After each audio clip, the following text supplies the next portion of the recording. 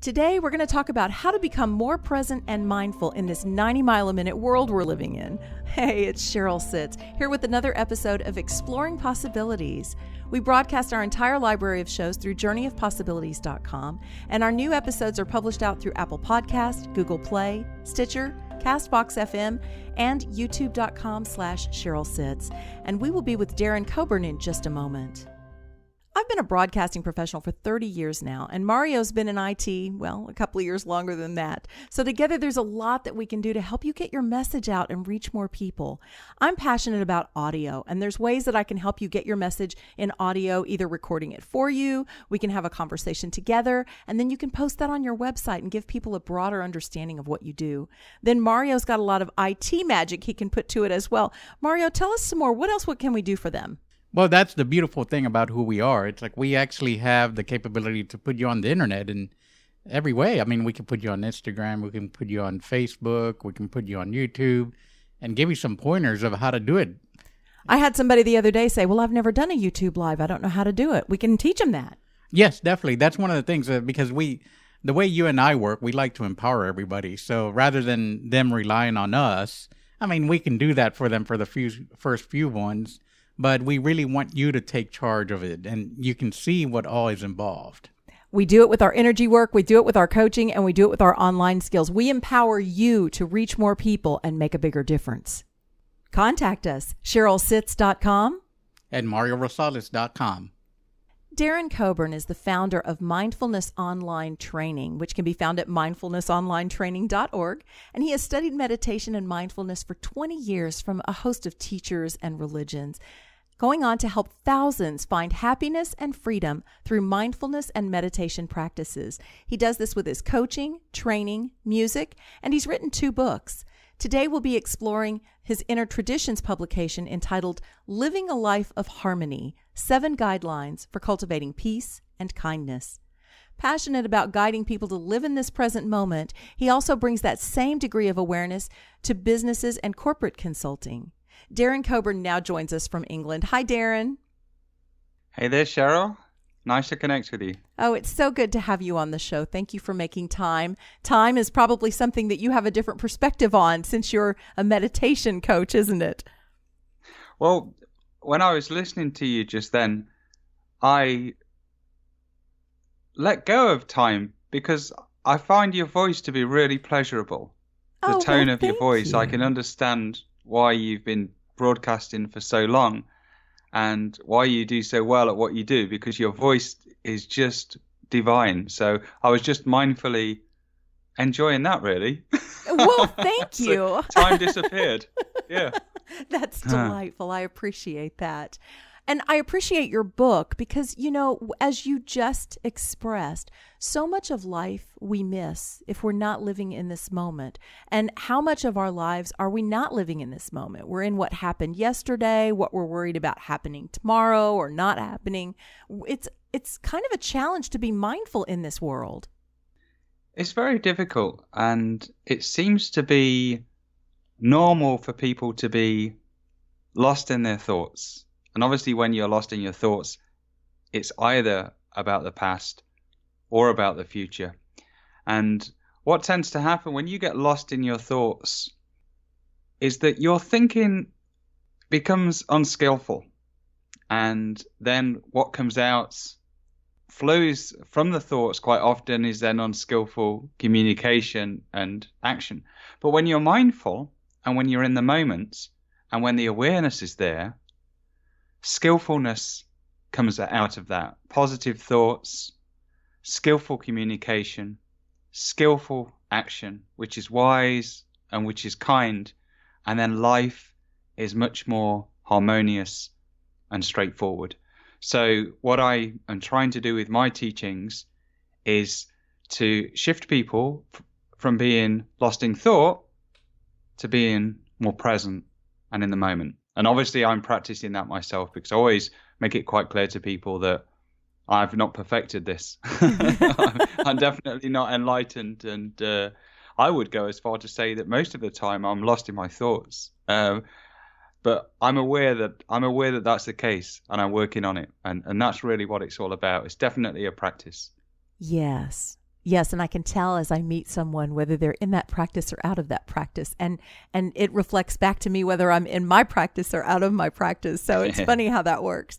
Well, tell us a little bit about the man behind this book first. How did you get into all of this? I know you mentioned in your book that you at one time had some addiction and anxiety. Is that really what prompted you to find a clearer way to live?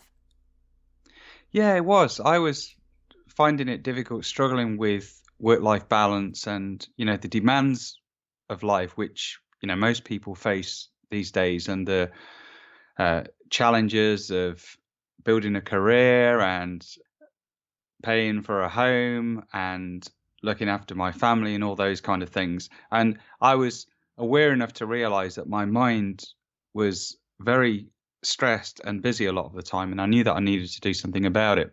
So this is when I turned to meditation practice, and later getting more involved in mindfulness practice. So I was really responding to my own need.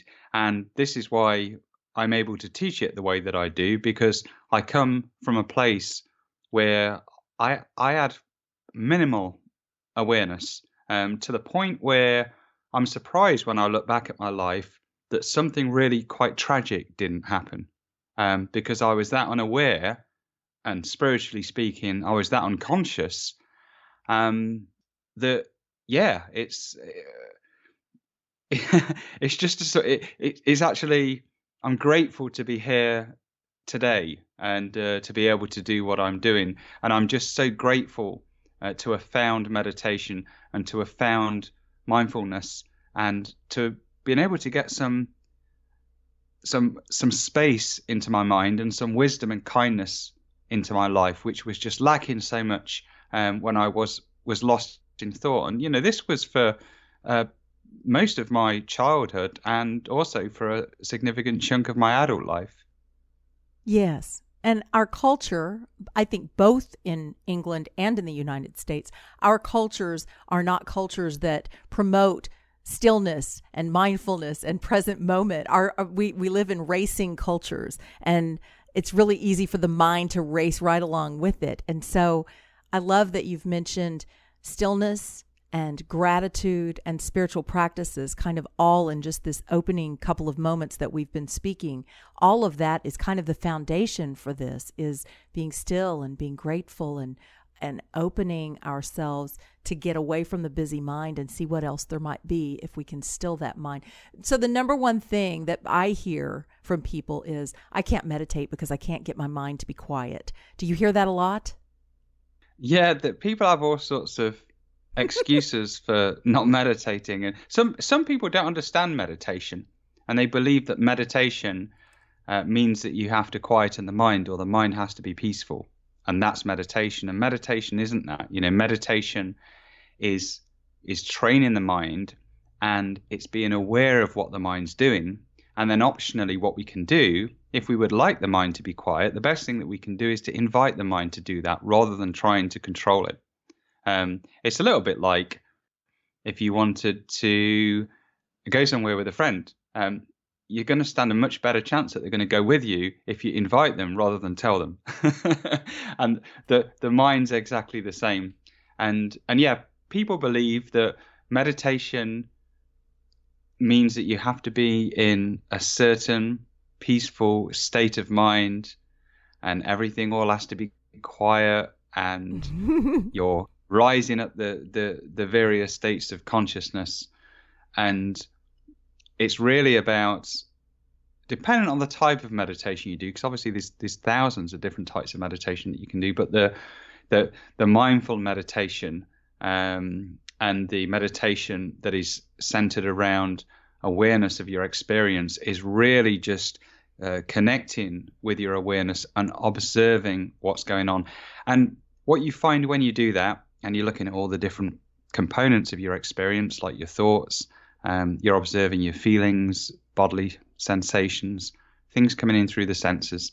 And you find that as you start to become aware of all of that and put some space around it, your thoughts will tend to settle, and the mind just naturally does become quieter without even telling the mind to, or inviting the mind to. That's just what happens. It's a little bit like when we bring some awareness to our breath. It has a natural relaxing and calming and grounding effect on us, on the mind.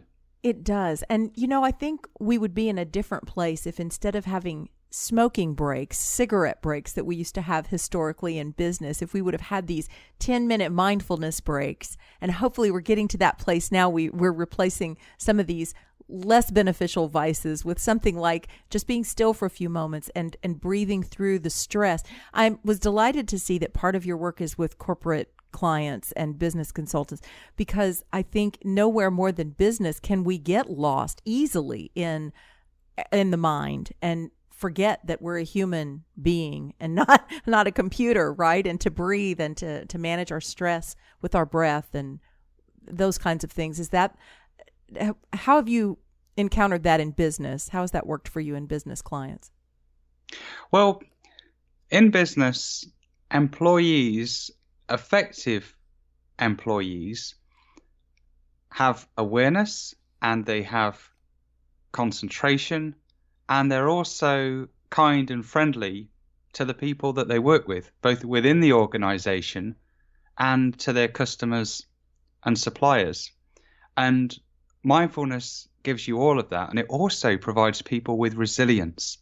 And with the increasing demands on the workforce, personal emotional resilience is becoming more and more important. So whichever way you look at it, mindfulness helps employees. And the other thing that's really helpful about mindfulness is that it allows people to make good quality decisions in any area of their life, but certainly when they're at work and they need to decide on which direction they're going to take something, or whether they have a discussion with someone, or how they have that discussion, what they do with their work, whatever it is that they're doing. Mindfulness allows them to not get caught up in their egos and to do things just through habit and based on old patterns. It allows them to be creative in the decision making. It allows them to tune in to the moment and to the situation and to the conditions as they are now. And then from a peaceful mind and a state of acceptance, decisions come out of that and action comes out of that. And then the employee is more skillful. And as a result of that, they're more effective, and they help themselves, they help the people around them, and they help the business. And I'm sure that you would have experienced this, because most people do. I'm sure you can remember a time when you made a decision when you was lost in thought. Mm-hmm. And then the stress that caused you. Yes, right. Like, why didn't I just take a moment? In business, that's a costly game to play. Yes. And sometimes it's not just the mindfulness as well. It's not just with individuals. Sometimes, like, you get certain individuals and they can be mindful, but when you put a number of people together, the group as a group aren't mindful. Yes. So what you can find is you can bring certain groups of people together and lead them in a certain way, and the group is in a mindful state, because often with decisions, we need to make them with other people in a group, or we collaborate at work. So being able to manage that as well, it's not just about at an individual level, it's about group level, team level, organization level. There's a certain degree of mindfulness. And if you get a group of people together, and if their minds are peaceful and they're working together mindfully, they're going to make much better decisions for the business than a group of people getting together and getting lost in thought and getting stressed and not, thinking negatively, and then making and reacting and making unskillful and wise decisions. So it applies everywhere in an organization, at every level. And as I say, it applies on an individual level and on a group level as well. And the more that you talk to businesses about this and leaders about this and just explain how it all fits together, the light bulb comes on and they go, right, now I can see that there's a business case there, and I can see that introducing a mindfulness program is going to help people. And the other advantage for employees is that if the employer provides mindfulness training or mindfulness coaching for them, it means that they can apply that outside of work as well as inside of work. So, and they'll value that. That will feel like something that's very generous, from the organization, that they can take what they've learned and it helps them in their personal lives as well. So it's a really, really beneficial thing for organizations. And this is why more and more places are delivering mindfulness training now. It's a trend I'm really excited about because, on its surface, the corporation is conscious first and foremost for profitability. And so they don't understand how it can be profitable to have people sitting around meditating. And then as you explain some of the strong cases that you just laid out, it's like, oh yeah, better, clearer thinking and clearer communication among employees. Of course, it's more profitable. It's more beneficial for everyone. And you have a happier workforce and a more productive workforce. So I'm delighted to see that trend taking place and that you're doing that kind of coaching. I'd like to move to your book and talk about living a life of harmony. Now that we've just discussed, it's good for every aspect of our life. It's good for us at work. It's good for us at home. You actually synthesized this down to 7 guidelines, but I think the foundation for all of it is a mindful way of living. Do you want to touch on how you came up with 7 guidelines for us to follow? Sure, yeah.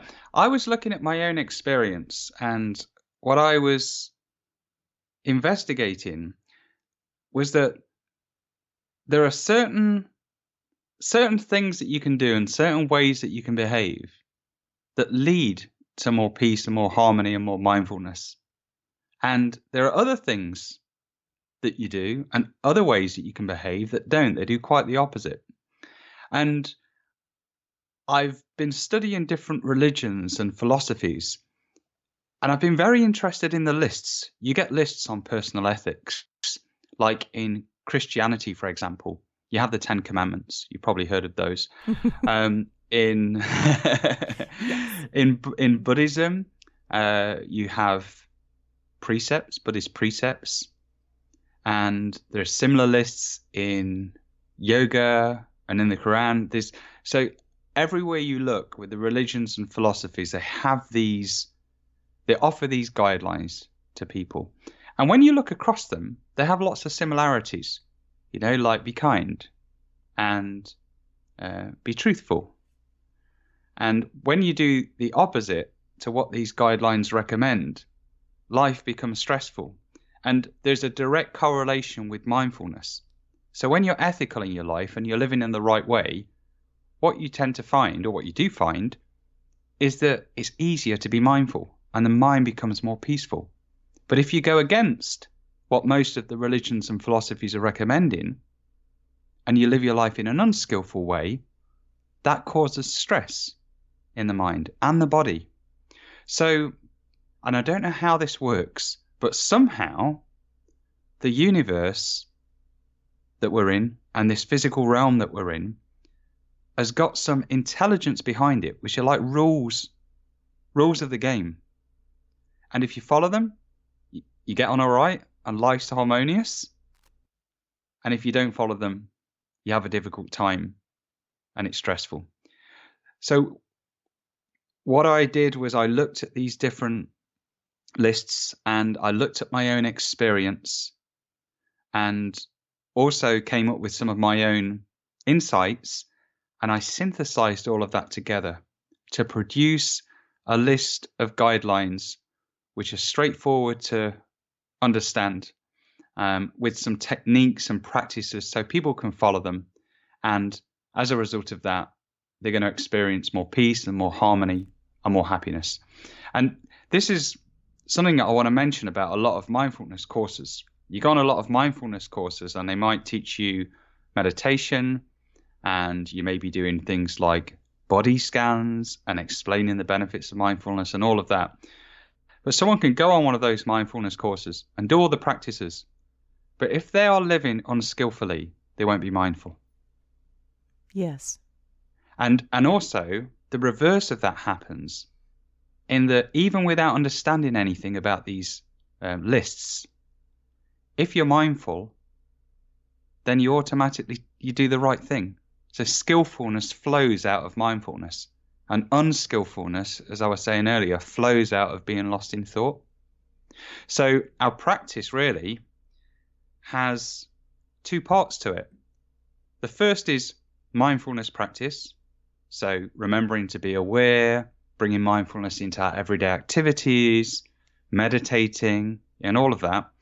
And then the other part of our practice is to reconfigure our life and reconfigure our behaviors so we're aligned with how the universe wants us to live. And you have to really go at it from both sides. And this is what you find in a lot of the religions and philosophies, what you find in Buddhism. There's lists, ethical guidelines that you follow, but then there's also practices like meditation, and we need to be doing both. And most people, they miss the ethics. And I like that you bring it out of a religious context. This is not a religious book. This is a handbook for how to live in a way that is in harmony with the way we were designed to coexist together in this world. And you draw on what you've learned from all these religions without it being religious. It's more of a synthesis of better living practices. And the other thing I want to say about it that's so great is that at the end of you wrap it all up with a bow by kind of guiding us in how to design our lives to incorporate these 7 guidelines and create a lifestyle that supports following those. And that's nice, because otherwise it's just another great book that I read that didn't tell me what to do with it. Mm-hmm. So do you want to cover just briefly the 7 guidelines? Do you want to share those now with our listeners so they can see a little bit what they could anticipate learning about? Yeah, let's go through them. I'll talk through them very briefly, and then if you wish, maybe we can drill into one or two of them in a little bit more detail. Maybe when you hear them, there might be some that you're more interested in than others. Perfect. Yeah, because what people find with the guidelines is that some of them they've actually got quite a good handle on and they understand, but there are other guidelines. No, I need to work on that one. Yeah, that's so true. And that all changes as you go through life. But yeah, the 7 guidelines. The first one is honoring the body. So looking after the body. It's things like diet, relaxation, sleep, sexuality, also relationship with the body, and being grateful and accepting of your body as it is now in the present moment. So that's the first one, honor the body. There's obviously a lot more behind this in the book and various practices and things. The second one is actually mindfulness. That's the second guideline in the book. I call it be present, bringing awareness and acceptance into every moment, which is what mindfulness is all about. We've talked quite a bit about that already. The third one is about kindness. So it's act with kindness, considering everyone and everything. So obviously we can't be kind to everyone and everything, but because we don't have the resources to do that, but in our actions, I'm encouraging people to consider not just themselves, but the whole in the actions that they take. And kindness and mindfulness are another 2 things that go together really closely. So kindness flows out of mindfulness. And when you're being kind to yourself and other people, that promotes mindfulness and a more peaceful mind. So kindness is really important. The next one is to understand the truth, communicating it selectively and skillfully. So this is encouraging us to challenge ourselves sometimes and make sure that what we're thinking and what we're believing is actually true in our own minds. And then once we're clear about the truth, we communicate the truth in a way that's selective. So we just share what we need to and no more. And also it's about how we communicate. So we're communicating in a skillful way. So it's kind and it's harmonious. So that's about truthfulness. The next one which is guideline number 5, is really important, very important today, and is getting more and more important, which is about doing only what needs to be done. And this guideline is there to really help people that do more than they actually need to. Most people, they do more stuff, they do more activities than they actually need to do.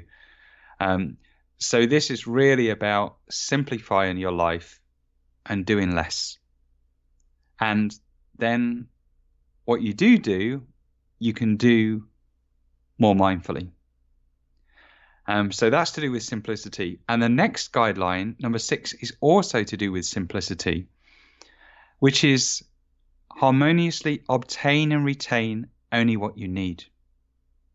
So this is encouraging people just to have the stuff that they need to be able to lead a reasonable life and to be able to live harmoniously, look after themselves, serve other people that they've got responsibility for, and take what they need, but no more. Because again, what most people do, and me included, because as I say, I'm not the master at all of this stuff. I'm quite good at explaining it. I have to work on my own practice.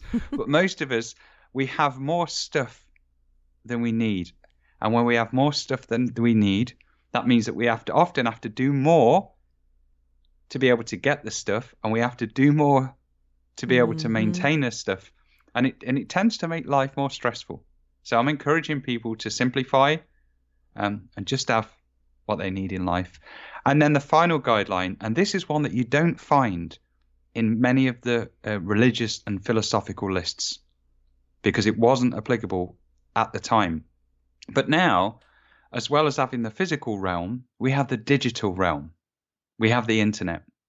So our spiritual practice and our mindfulness practice needs to take that digital realm and the internet into account. And it's becoming more and more important because for most people now, the percentage of time that they are engaged with the digital realm and they're directing their awareness to the digital realm and communicating and acting within the digital realm more and more.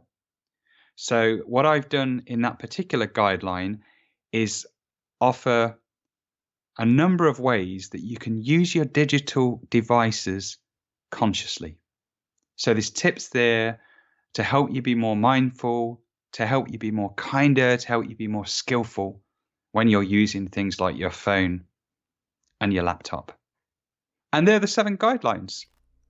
When you read through them, as I said, they're very straightforward to understand. They're a challenge to practice, hence the book. And there's things in there to help you with that. And it's really, as an individual, it's about looking at these different guidelines and thinking about which ones you need to focus on.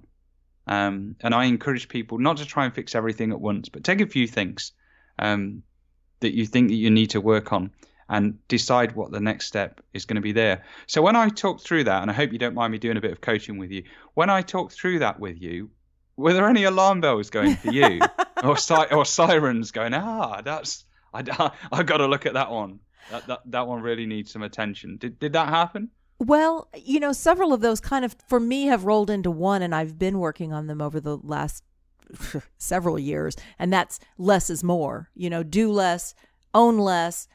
And it's not about to have this Zen life, you can't have anything. Because I've had people go, well, why do you want to get rid of all your stuff now? It isn't about that we can't have things, that we can't have nice things. It's about consciously choosing what is worth the time and energy and all of that to have, to dust and to take care of and to, ensure and to all the things that we do with our stuff. Stuff is work. And so in that less is more, it's freeing up more time and energy for what matters the most to us. And so I just kind of wanted to expand on that because I've had a lot of people, now that I am heavily into this realm of practitioners and light workers and, meditation practices and all that. Why can't you have any nice things anymore? It isn't that at all. It's, am I right? Is that kind of what you're saying too? Is that it's just that less is more space and time for what really brings us joy, which isn't the stuff, it's living. Exactly. And by doing that, that's also negating and stopping us from being greedy. And when we're greedy, that doesn't quite work No. either. That always will bring about stress. I refer to lots of different religious teachings, and I study different religious teachings in all sorts of different contexts. And sometimes I will go and receive teachings, or sometimes I'll be running study groups myself. And it's a combination of things, as I say, Buddhism, yoga. I love Eckhart Tolle's teachings. Christian teachings address this really quite well. There's a section in the Lord's Prayer that says, "Give us each day our daily bread." And what that is really saying is that give me the basics that I need to be able to lead a life so I can look after myself and do what I need to do. It doesn't say, give us each day our daily cake. It says, give us each day. It says, give us each day our daily bread. And so I really like that. And in a way, in that teaching, we're being encouraged to pray or to ask the universe for that stuff. And if we do that, then it will be given. And so I think that's wonderful. And when I wrote this particular guideline around harmoniously obtain and retain only what you need, I didn't make that link. It's only later that I was studying the Lord's Prayer in more detail, and then I actually was able to link them together and thought, yeah, that makes sense. So all of these things, whatever your religion or philosophy that you follow, you will find this kind of stuff in there. And the reason for that is that the intelligence behind this big process that we're a part of, it's not specific to any religion. The religions are trying to, and the religious teachings are trying to align with that intelligence, but there's only one intelligence. And in a way, there's only one set of rules, but the religions and philosophies present them in different ways. And to be fair, they do a good job. I know that some people do have issues and problems with certain teachings and religions, but they do help people. They do help people, follow this kind of lifestyle. So I'm very grateful for all the spiritual teachings that I've come across. But as you say, this book, it's not a religious book. It's really offering practical spiritual guidance in a non-religious way. But if you are religious, if someone that's listening is practicing a particular religion, or they're aligned to a particular philosophy, then that should be okay as well, because certainly everyone that's read this and the feedback that I get is that it's compatible. I've never had anyone tell me that there's anything incompatible about what I'm saying here with the religion. Although now I've said it on your podcast, someone will probably email going, "Well, I know what you've said about this, Darren, but," which is fine, because, I don't mind having a challenge. But no one said that, to date. It seems to be fairly well aligned with other teachings. Yes, yeah. I found that to be true as well. And so I appreciate that about it. Well, we've delved into a couple of these now. I'd like to do one more just briefly, and then we'll probably have to wrap up. But you say honor the body. That's kind of one of my things, because I realize now that I spent most of my life working out, being fit, being a vegetarian, doing all these things that made me look great on the outside, but I was just dead inside. I was the walking dead inside. I was not a happy person. And I was trying to have a body that was good enough to be accepted by society, and that was good enough that when I looked in the mirror, I liked what I saw. That is very different than honoring the body. And yet I have come to learn that many people are on that journey. The energy behind the foods that we eat or the activities that we do is not of self-love, but almost of self-loathing. So can you speak a bit about honoring the body? Yeah, of course. I mean, in the book, I provide some basic guidance on things like diet, relaxation, sleep, physical activity, energy, sexuality. And the reason that I provide those teachings is, although a lot of them are common sense, many people don't actually put them into practice. So, a lot of what I'm covering off in this particular chapter, other people would have read elsewhere, but it's articulated in a way that's quite concise and accessible. But anyway, in front of all of that stuff, in front of all of that activity, in front of all of that reconfiguration of the body and reconfiguration of your life conditions to change your body, is relationship with the body. And in order to honor the body, the first thing, the principal thing, is to accept and be grateful for the body that you have as it is now in the present moment, and kindness to the body. Because it's only really from there and from a place of acceptance can you do the right thing by the body. If you're not accepting your body, if you're in resistance, and if you're looking at your body now thinking that your body's wrong, then you're deluded, because your body's not wrong. Your body is as it is now, and that's exactly how it's meant to be now. So we accept that. We be grateful for whatever we have in the present moment. We be kind to ourselves, allow our minds to become peaceful, and then we decide what action we need to take and whether we need to make changes to diet or relaxation or sleep or to our work patterns and all of that.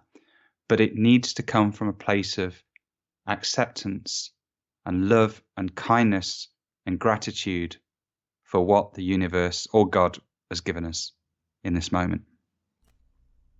That's not at all what they're telling us on those commercial breaks on television.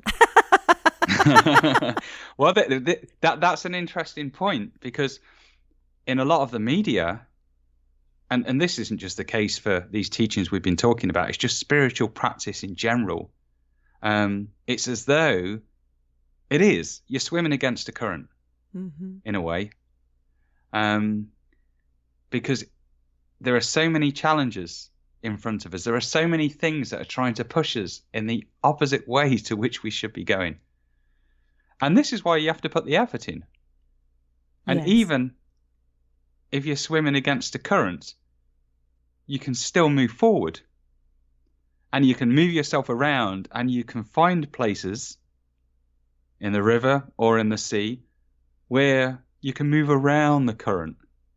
So rather than swimming against it, you can kind of go around it and find ways that you can flow around through it and in the direction that you need to go. But we have to acknowledge that the current is there. And this has always been the case, that there's always things that are out there that are trying to trip you up spiritually and send you in the opposite direction to which you're going, which you need to go. and that's the challenge we face. And this is why spiritual practice is, for most people, it is a challenge. It's not easy these days doing the right thing. That's true. And in a way, it's never been easy doing the right thing. But I think it's everyone's job, or it should be everyone's job, to take responsibility for doing the right thing and allowing, the earth to evolve and the human species to evolve the way that it needs to spiritually. But yeah, you're quite right. We get presented with a lot of challenges, and we get told by very influential people to actually do things that are unskillful. Yes, we do. So, yeah. So it's great that you're doing what you're doing, Cheryl, and spreading teachings and ways that people can live, and putting people on the right track. I love doing it. I love connecting with people like you. It's such a gift in my life to be able to do this show and connect with people that remind us of what we really need to listen to, which isn't going to be on the television at all. It's going to be inside our hearts, and our hearts will teach us how to love our bodies. Our hearts will teach us all 7 of these guidelines and help us navigate how to bring them through in our own lives to be, as you say, have more peace and kindness, to live a life of harmony. I love this book. Thank you so much. Again, we've been talking with Darren Cockburn, and your website again is mindfulnessonlinetraining.org. Yeah, that's correct. On the website, people will find hundreds of free resources. There's articles, there's podcasts, there are videos, and there's also resources on there, not just from me, but from some of the world's leading mindfulness and spiritual teachers. So yeah, go and have a look. Maybe sign up to the podcast and connect through on social media. And yeah, if anyone's listening and they've got feedback on the book or the podcast or what I've been saying, it's always nice to hear from people, and people can contact me via the website. I've got to say, you also have a very relaxing voice. I think it's great that you do meditation teaching, because I could definitely meditate to your voice. It's fabulous. Thank you very much. All right. Well, thank you. And I also want to give a shout out to Inner Traditions for connecting us in the first place. I appreciate when they reach out to me about great authors like you. And I like to wrap up my shows by asking if you have a parting thought that you'd like to leave us with today. Yeah, I would invite people to always go within to find the direction that they need to take, rather than to react to the way that they may be being pushed by someone or a particular organization, and take responsibility for how you conduct and direct your life, and do what you know is right.